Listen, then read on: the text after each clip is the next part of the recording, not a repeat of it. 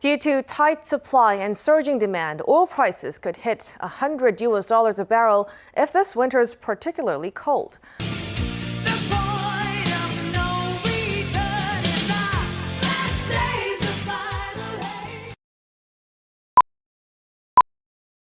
Hi, everybody. My name's James. Welcome to California High Desert Preacher. Today's video is going to be discussing Oil demand could rise by 500,000 barrels per day, which could lead to inflation and slow the global economic recovery. Ji-young tells us more. A cold winter could lift Brent crude prices to above $100 a barrel for the first time since 2014 as demand continues to outstrip supply. This is according to the Bank of America, which also said that the rising oil prices could lead to an economic crisis. Brent crude futures on Thursday climbed 82 cents or 1% to $84 a barrel. West Texas Intermediate crude futures for November delivery also gained 87 cents or 1.1% to settle at $81.31 a barrel.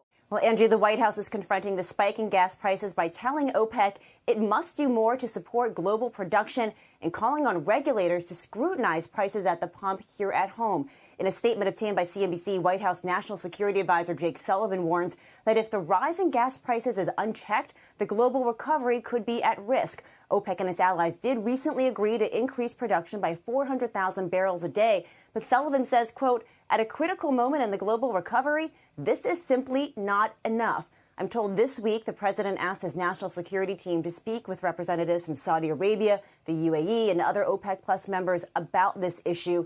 In addition, the White House is urging the FTC to monitor U.S. retail gasoline prices for potential illegal activity. That includes reviewing consolidation in the market, working with state regulators on price gouging cases, and studying dynamics like the rocket and feather effect, in which prices go up like a rocket but come down like a feather.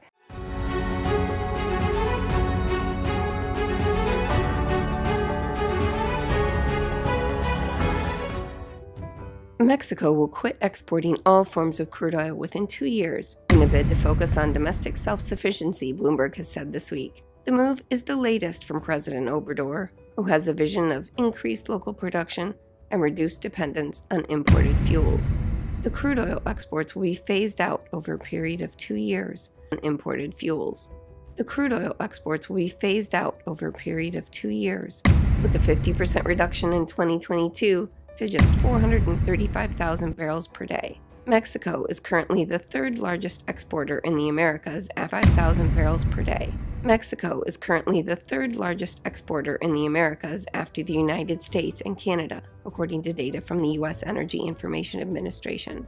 Today, most of Mexico's crude oil is exported to North America, China, India, and South Korea, and some European countries. A reduction in the amount of Mexican crude available to these buyers could force some of them to search for alternate crude suppliers. Fuel demand in Mexico has risen during the pandemic, but its crude oil production hasn't kept pace. Refining capacity has also been insufficient, but Mexico has plans to build a new $12.4 billion, 340,000 barrel per day refinery. If Mexico does stop exporting crude oil, it will hit refiners on the U.S. Gulf Coast hard, as it will cut off yet another source of heavy oil for which their refineries have been configured. Another major source of heavy crude oil for U.S. Gulf refiners used to be Venezuela, but U.S. sanctions against Caracas ended the flow of heavy Venezuelan crude to the Gulf Coast. Pemex remains the most indebted oil company in the world, despite major efforts by the López Obrador government to support it through tax breaks and other debt relief measures. Cushing, Oklahoma is a small town with a big job in the oil industry. It is the oil pipeline crossroads of America, and that made it the logical place to become the nation's oil storage hub. Right now, we're just shutting in wells. Doing whatever we can to just reduce production to the minimum degree we can.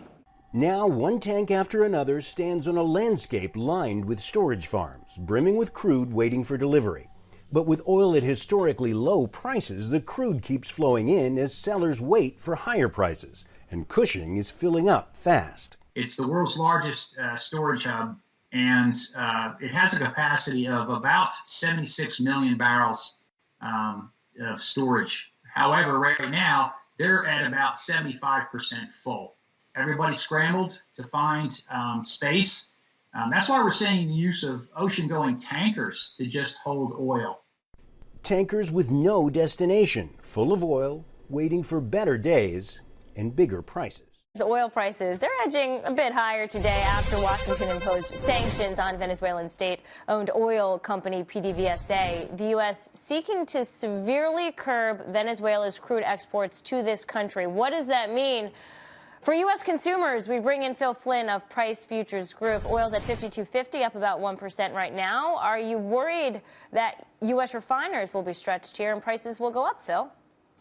It's very possible if this goes on for some time. Now, what's interesting, Lauren, is the Bush administration, or excuse me, the Trump administration had a times warp there. The Trump You're just administration. Cold, Phil. You're frozen. Yes, it's cold out here. You're right. It's freezing out here. But yeah, exactly. The Trump administration did contact the refiners and said, hey, if we use this nuclear option against Venezuela, we cut off their oil supplies, are you guys going to be okay?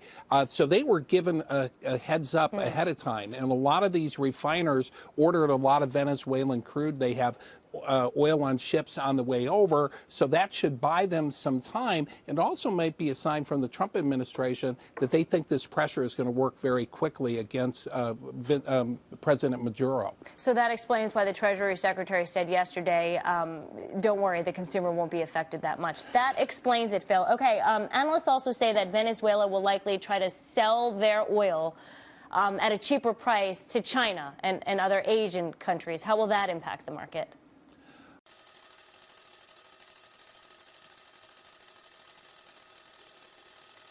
At around 1 a.m. today, we had a fire at our Baytown refinery. Our emergency response teams continue to work to extinguish that fire. Our first priority at this time is to ensure the safety of our community and also the safety of our people and the facilities. First and foremost, we're saddened to inform that at this time, take a look at this video. A fire breaking out and a massive explosion at Philadelphia Energy Solutions refinery in Philadelphia. Dramatic footage. You see it here. PES runs a 335,000 barrels a day refinery there.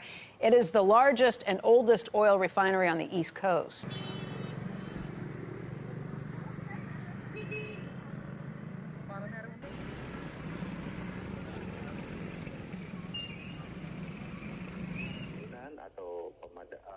yang sudah padam kita akan melakukan olah TKP. Baik, daya gunakan personel setempat, Pak.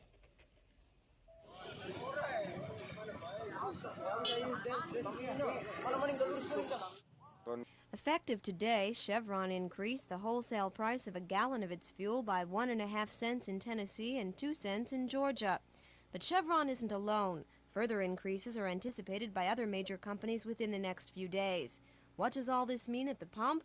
TV12 asked John Thompson, local distributor for Chevron. Normally that means the same amount of increase. Chevron doesn't have any company-operated stations in this area, but normally the dealers who set their own prices will raise the same amount that the wholesale price raises. We also asked Thompson what the outlook for the future is, both in terms of pricing and product availability. I see a continued steady rise unless... Leonard Helton, director of the Service Station Dealers Association, agreed with Thompson that further price increases are unavoidable. In addition, we asked Helton if dealers will be cutting back on customer services. Well, there already has been a cutback at most locations and services. Some of these cuts have been due to negligence on the dealer's part. This is unreal. Isn't this disgusting? Why doesn't anybody contact the president? Why is he letting this happen to us? To sum up in the word of one irate motorist, the first day of the odd-even system was a disaster. Gas lines at many stations were a lot longer than normal. Line today is longer than it's ever been. I have no explanation for it. This gas line at one station on the Upper West Side ran from 96th Street and West End Avenue all the way up to 102nd Street. As might be expected, the longer the line and waiting time, the angrier some motorists became. I think it's terrible. I really think it's terrible. I'm in here for an hour already. There's no shortage. I don't believe there's a shortage. The odd-even system can't do anything about the problem of no gas. Some of the people online here have been in other lines and still don't have a tank of gas. This is the second gas line this morning. What happened at the first one? They ran out. I've been in 2 gas lines already. This morning? This morning. How long did you wait for the first one? I've been in both lines over an hour, and I'm out of gas. Dead out. This is the highest figure since October 2014. Goldman Sachs also forecasts that oil could maintain its high price levels for much longer in the years to come. It said as the demand rebounds while supply is at a tight level, the base case is for Brent to reach $90 by the end of this year. The International Energy Agency also said that as heavy industries and the power sector change from more expensive sources of energy, demand is to soar further. It also said that the cold weather could boost oil demand by 500,000 barrels per day.